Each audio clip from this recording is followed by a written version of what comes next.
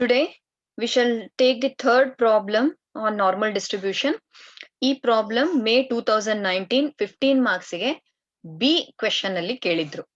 ಅಂದ್ರೆ 15 ಮಾರ್ಕ್ಸ್ ಅಲ್ಲಿ ಎ ಮತ್ತೆ ಬಿ ಕೇಳಿದಾಗ ಬಿ ಅಲ್ಲಿ this question had appeared. This question is similar to the question which we have solved earlier. So similar ಆಗಿ solve ಮಾಡಿದೀವಿ ಇಂಥದ್ದನ್ನ, but let us see. The average weight of 1000 students in a college is 53 kgs with a standard deviation of 10 kgs. Okay, so 1000 students idare, ಅವ್ರದ್ದು average weight ಅಂದ್ರೆ mean 53 kgs ಇದೆ, standard deviation 10 kgs ಇದೆ. Using normal distribution, estimate the number of students whose weight will be less than 45 kgs, between 45 kgs and 60 kgs. Okay, so ಎರಡನ್ನ ನಾವು calculate ಮಾಡಬೇಕು. ಎಷ್ಟು students 45 kgs ಗಿಂತ ಕಮ್ಮಿ ಇದ್ದಾರೆ, ಆಮೇಲೆ ಎಷ್ಟು ಸ್ಟೂಡೆಂಟ್ಸ್ 45 ಮತ್ತೆ 60 kgs ಬಿಟ್ವೀನ್ ಇದ್ದಾರೆ. Okay, so let us begin. X ವ್ಯಾಲ್ಯೂನ ನಾವು ವೇಟ್ ಗೆ ಅಸೈನ್ ಮಾಡೋಣ. So let x be representing weight. So ಆವಾಗ we can calculate by using normal distribution. Okay, so let x denote weight. So ಈಗ x weight ಅನ್ನ denote ಮಾಡಿದಾಗ ನಾವು normal distribution ಅನ್ನ ಹೇಗೆ ಬರೀತೀವಿ? So x will be a normal variate with parameters mean and standard deviation. Mean is 53 kgs, standard deviation is 10 kgs. So then z, ಯಾಕಂದ್ರೆ normal variate ಅಂದಿದ್ದಾರೆ ಅಂತಂದ್ರೆ that is standard normal variate. Standard normal variate is represented by Z. Z is equal to X minus mean divided by standard deviation. So ಇಲ್ಲಿ X ವ್ಯಾಲ್ಯೂನ ಹಾಗೆ ಇಡೋಣ. X minus mean is 53 divided by standard deviation is 10. So z is equal to x minus 53 divided by 10 is normal variate 0 and 1. Okay, so 0 represents mean, 1 represents standard deviation. Now let us go to the probability. So first ಏನ್ ಹೇಳಿದ್ದಾರೆ? Probability that student is less than 45 kgs weight. Okay, so ಹಾಗಾದ್ರೆ z will be less than 45 kgs. P, that is probability x is less than 45 will be equal to P. ಈಗ ಅದನ್ನ expand ಮಾಡೋಣ. ಯಾವ formula ಹಾಕಿ? X minus mean divided by standard deviation formula ಹಾಕಿ. So x minus 53 divided by 10 will be less than, ಇನ್ನೊಂದು ಎಷ್ಟು ಹೇಳಿದ್ದಾರೆ ಅವರು? ಲೆಸ್ ದನ್ 45 ಅಂದಿದ್ದಾರೆ. ಸೊ ಎಕ್ಸ್ ವ್ಯಾಲ್ಯೂ 45 ಹಾಕೊಂಡು ಬರೆಯೋಣ. 45 minus 53 divided by 10. So when we solve this, x minus 53 divided by 10 is z. So probability of z less than 45 minus 53 divided by 10 ನಮಗೆ minus 8 divided by 10 ಸಿಗತ್ತೆ, ಅಂದ್ರೆ minus 0.8. So minus 0.8 ಅಂದಾಗ area from minus 0.8 to minus infinity. 0 ಇಂದ start ಆಗಲ್ಲ, ಅದು 0.8 to infinity. Okay, there is a slight mistake here. Less than ಅಂತ ತಗೋಬೇಕಾಗಿತ್ತು. So ಅದು minus 0. Okay, minus 0.8 to minus infinity ಇಷ್ಟು ಆಗತ್ತೆ. Then area from 0 to infinity minus area from 0 to 0.8. ಇಲ್ಲಿ minus ಅನ್ನ ನಾವು ಬಿಡ್ತೀವಿ. ಯಾಕೆ ಅಂತಂದ್ರೆ ಮೈನಸ್ ಅಥವಾ ಪ್ಲಸ್ ಇರ್ಲಿ, ವ್ಯಾಲ್ಯೂಸ್ ಟೇಬಲ್ ಅಲ್ಲಿ ಸೇಮ್ ಬರುತ್ತೆ. ಸೊ ಹಾಗಾಗಿ area from 0 to infinity minus area from 0 to 0.8. So area from 0 to infinity is fixed 0.5 minus, ಈಗ ಟೇಬಲ್ ಅಲ್ಲಿ ನಾವು 0 to 0.8 ಅನ್ನ ನೋಡಿದಾಗ 0.2881 ಇದೆ. ಸೊ ನಾನು ಲಾಸ್ಟ್ ಕ್ಲಾಸ್ ಆದ ತಕ್ಷಣನೇ ನಿಮ್ಗೆ ನಾರ್ಮಲ್ ಡಿಸ್ಟ್ರಿಬ್ಯೂಷನ್ ವ್ಯಾಲ್ಯೂಸ್ ಅನ್ನ ಕಳಿಸಿದ್ದೆ. ಸೊ ಅದರಲ್ಲಿ 0.8 ಅನ್ನ ಚೆಕ್ ಮಾಡಿ, ಯು ವಿಲ್ ಗೆಟ್ 0.2881. ಈಗ ಇದನ್ನ 0.5 ಅಲ್ಲಿ ಲೆಸ್ ಮಾಡಿ. So you will get 0.2119. Okay, so 0.2119 ಅಂತ ಅಂದಾಗ ಇಲ್ಲಿ ಇರೋದು 1000 ಸ್ಟೂಡೆಂಟ್ಸ್. 1000 ಸ್ಟೂಡೆಂಟ್ಸ್ ಅಲ್ಲಿ ಈಗ ಎಷ್ಟು ಜನ ಸ್ಟೂಡೆಂಟ್ಸ್ ಇದ್ದಾರೆ, ಪ್ರೊಬಾಬಿಲಿಟಿ ನಮಗ್ ಗೊತ್ತಾಯ್ತು 0.2119 ಅಂತ ಹೇಳಿ. ಈಗ ನಂಬರ್ ಆಫ್ ಸ್ಟೂಡೆಂಟ್ಸ್ ನಾವು ಹೇಳ್ಬೇಕು. ಸೊ n ಇಂಟು p ಅಂತ ನಾವು ಮಾಡ್ಬೇಕಾಗತ್ತೆ. So among n, that is 1000 children, expected number of students whose weight will be less than 45 kgs will be n into p, that is 1000 into 0.2119. This will be 211.9, round off ಮಾಡಿದಾಗ 212 students. So ಎಷ್ಟು students wait 45 kgs ಗಿಂತ less ಇದೆ ಅಂದಾಗ it is 212 students are having less than 45 kgs weight. Okay. ಈಗ second probability, yes, we have to represent this in the graph. So x-axis represents the values, then ಈಗ y axis ಅಲ್ಲಿ ನಾವೇನ್ ಮಾಡ್ತೀವಿ, so ಇಲ್ಲಿ 0 ಅಂತ ಹಾಕೊಂಡಿದೀವಿ, z ಸ್ಕೋರ್ ಅನ್ನ mark ಮಾಡೋಣ. ಸೊ 0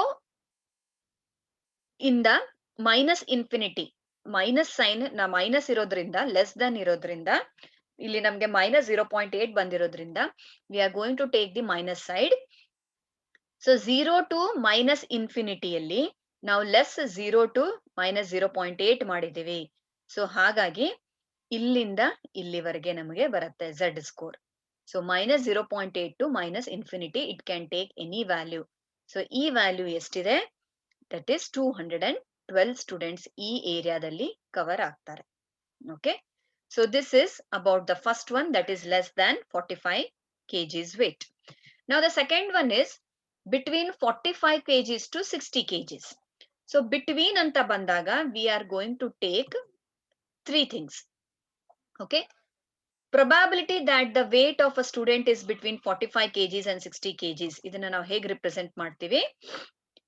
Probability 45 kgs ಮತ್ತೆ 60 kgs ಅಂತ ಅಂದ್ರೆ 45 kgs ಗಿಂತ ಜಾಸ್ತಿ ಇರುತ್ತೆ, 60 kgs ಗಿಂತ ಕಮ್ಮಿ ಇರುತ್ತೆ. So this is how we are going to indicate. X is greater than 45 but less than 60. So now we have to expand it.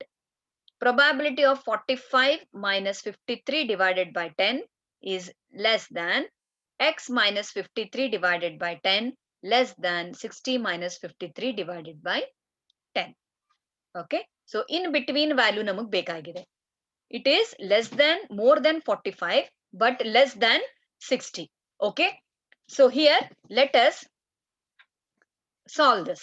45 minus 53 divided by 10 ಎಷ್ಟು ಬರುತ್ತೆ? We have already done it in the first question. Minus 8 divided by 10 ಬರುತ್ತೆ, ಅಂದ್ರೆ minus 0.8 ಬರುತ್ತೆ. Okay. So P bracket minus 0.8 less than x minus 53 divided by 10 we know, adu ನಾವು z ಅಂತ fix ಮಾಡಿದೀವಿ. So z less than 60 minus 53 divided by 10 ಅಂದ್ರೆ 7 divided by 10 ಬರುತ್ತೆ, that is plus ಅಂದ್ರೆ 0.7. So probability that z is more than 0.8 but less than 0.7 ಏನಿದೆ. So here we have to take the area. So ಈಗ -0.8 ಇಂದ ಹಿಡಿದು +0.7 ವರೆಗೂ z value ತಗೊಳತ್ತೆ. ಅಂದ್ರೆ ಒಂದಿಷ್ಟು ಪಾರ್ಟ್ ಮೈನಸ್ ಸೈಡ್ ಹೋಗುತ್ತೆ, ಒಂದಿಷ್ಟು ಪಾರ್ಟ್ ಪ್ಲಸ್ ಸೈಡ್ ಹೋಗುತ್ತೆ. ಸೊ ನಾವ್ ಎರಡನ್ನೂ ಕನ್ಸಿಡರ್ ಮಾಡ್ಬೇಕಾಗತ್ತೆ. So area from -0.8 to 0.7. So ಇದನ್ನ ನಾವು ಹೇಗ್ ತಗೊಂತೀವಿ? Area from 0 to 0.8 plus area from 0 to 0.7. ಯಾಕಂದ್ರೆ ಮೈನಸ್ ಸೈಡು 0.8 ವರೆಗೂ ತಗೋಬೇಕು, ಪ್ಲಸ್ ಸೈಡ್ 0.7. ಸೊ ಇವೆರಡನ್ನು ಆಡ್ ಮಾಡಿದ್ರೆ ನಮ್ಗೆ -0.8 ಟು 0.7 ಏರಿಯಾ ಸಿಗತ್ತೆ. ಓಕೆ. ಸೊ ಅದನ್ನ ನಾವು ಸ್ಪ್ಲಿಟ್ ಮಾಡ್ಕೊಂಡ್ವಿ. Area from 0 to 0.8 plus area from 0 to 0.7. So ಇದನ್ನ ನಾವು ಟೇಬಲ್ ಅಲ್ಲಿ ನೋಡಿದಾಗ 0.8 ವ್ಯಾಲ್ಯೂ ಈಸ್ 0.2881 ಪ್ಲಸ್ 0.7 ವ್ಯಾಲ್ಯೂ 0.2580 ಬರುತ್ತೆ. ಸೊ ಇವೆರಡನ್ನು ನಾವು ಆಡ್ ಮಾಡಿಬಿಟ್ರೆ ನಮ್ಗೆ student weight 45 kgs to 60 kgs between ಇರೋದು ಪ್ರೊಬಾಬಿಲಿಟಿ ಸಿಗತ್ತೆ. So that probability is 0.5461. Okay, this is probability. Now we have to find out the number of students. So probability is 0.5461. ಆದ್ರೆ total students ಇರೋದು 1000. So 1000 students ಅಲ್ಲಿ ಎಷ್ಟು ಜನರದ wait 45 ಇನ್ ಮತ್ತೆ 60 between ಇದೆ ಅಂತ ಹೇಳ್ಬೇಕು. So again same we are going to do n into p.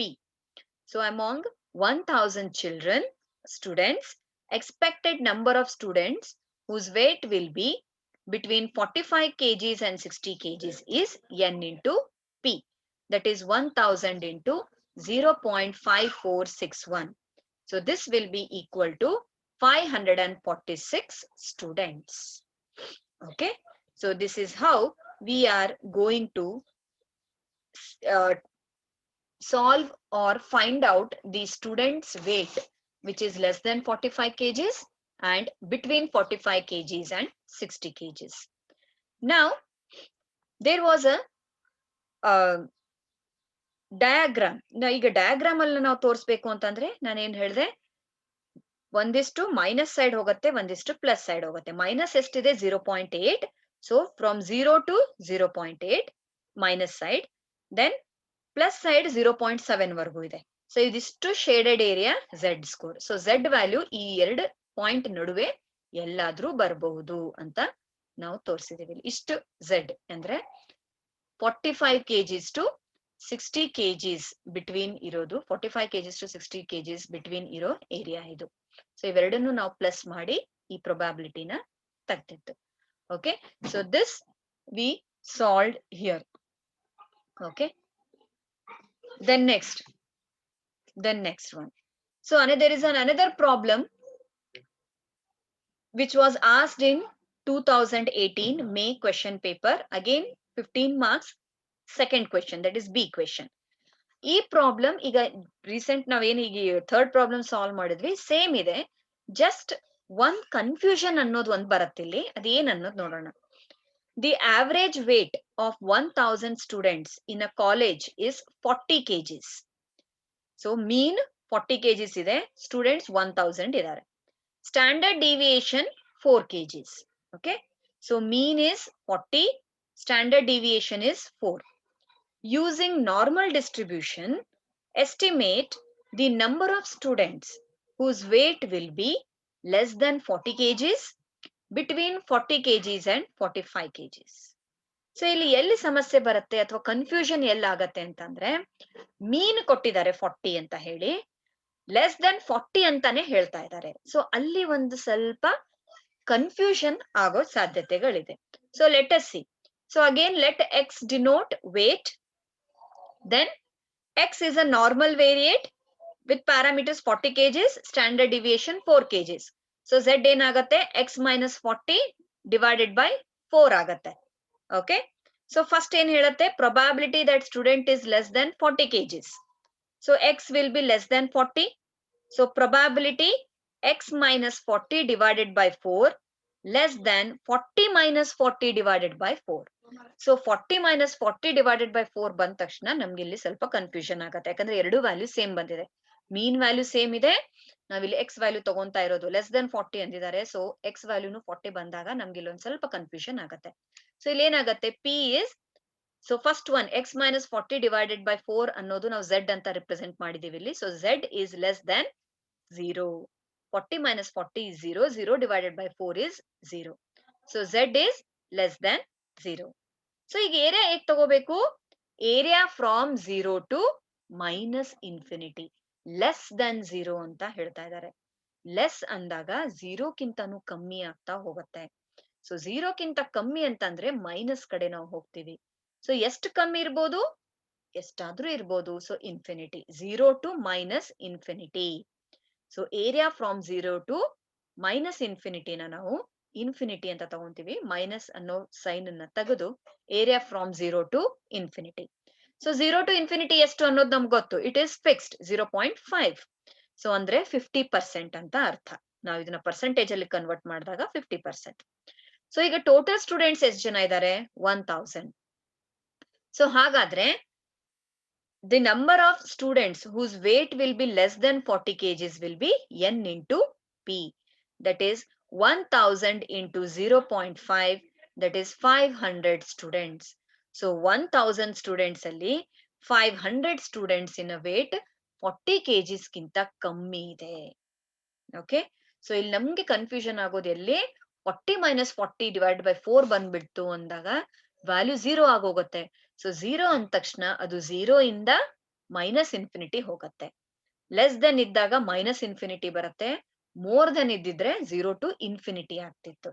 Okay, ಆದ್ರೆ ಎರಡರದು value same ಬರುತ್ತೆ 0.5. Okay, now the second question which they have asked, or before going to that, let us draw it. So 0 to minus infinity and takshna, the full 0 in the minus infinity vargu full area ನಾವು z score, z value ತಗೊಳುತ್ತೆ ಅಂತ ಇಲ್ಲಿ diagram ಅಲ್ಲಿ ತೋರಿಸಬಹುದು. Okay, now the next one which they have asked is probability that the weight of a student is between 40 kgs and 45 kgs. So between and takshna three things ಬರುತ್ತೆ, three variables ಬರುತ್ತೆ. So probability that x is more than 40, less than 45. So probability 40 ದು ಹೇಗೆ ಬರಿತೀವಿ, 40 minus 40 divided by 4 less than x ಬರುತ್ತೆ. x ಇದು ಹೇಗೆ ಬರಿತೀವಿ, x minus 40 divided by 4. Next 45. So sign same ಇರುತ್ತೆ, 45 minus 40 divided by 4. So ಇದನ್ನ simplify ಮಾಡ್ಕೊಂಡಾಗ 40 minus 40 divided by 4 is 0. x minus 40 divided by 4 is z. 45 minus 40 divided by 4 will be 5 divided by 4, that is 1.25. So ಈಗ z 0 ಕಿಂತ ಜಾಸ್ತಿ ಇದೆ, ಆದ್ರೆ 1.25 ಕಿಂತ ಕಮ್ಮಿ ಇದೆ. ಅಂದ್ರೆ ಏರಿಯಾ ಫ್ರಾಮ್ 0 to 1.25 ಅಂತ ಅರ್ಥ. ಸೊ 1.25 ಇದನ್ನ ವ್ಯಾಲ್ಯೂ ಹೇಗ್ ನೋಡ್ತೀರಿ? ಸೊ ನಾವು ಟೇಬಲ್ ಅನ್ನ ನೋಡಿದಾಗ ಒಂದ್ ಕಡೆ 1.2 ಎಲ್ಲಿದೆ ನೋಡಿ. ಸೊ ಇಲ್ಲಿ ವರ್ಟಿಕಲಿ ನಾವು ನೋಡಿದಾಗ ಟೇಬಲ್ ಅಲ್ಲಿ 0.1, 0.2, 0.3, 0.4 ಅಂತ ಕೊಡ್ತಾ ಹೋಗಿದ್ದಾರೆ. ಅದೇ ಹಾರಿಜಾಂಟಲ್ ಅಲ್ಲಿ 1, 2, 3, 4, 5 ಅಂತ ಕೊಟ್ಟಿದ್ದಾರೆ. ಸೊ 1.2 ವರ್ಟಿಕಲ್ ನೋಡಿ, 5 ಹಾರಿಜಾಂಟಲಿ ನೋಡಿ, ಅವೆರಡು ಎಲ್ಲಿ ಇಂಟರ್ಸೆಕ್ಟ್ ಆಗತ್ತೆ, ಮೀಟ್ ಆಗತ್ತೆ, ಅಲ್ಲಿ ನಮ್ಗೆ 0.3944 ಸಿಗತ್ತೆ. ಸೊ 1.2 ನೋಡಿ, 1.2 ವ್ಯಾಲ್ಯೂಸ್ ಅಲ್ಲಿ ತುಂಬಾ ವ್ಯಾಲ್ಯೂಸ್ ಇದೆ. 1 ಗಿದೆ, 2, 3, ಆದ್ರೆ 2 ಆದ್ಮೇಲೆ ಏನಿದೆ, 1.2 ಆದ್ಮೇಲೆ 5 ಇದೆ.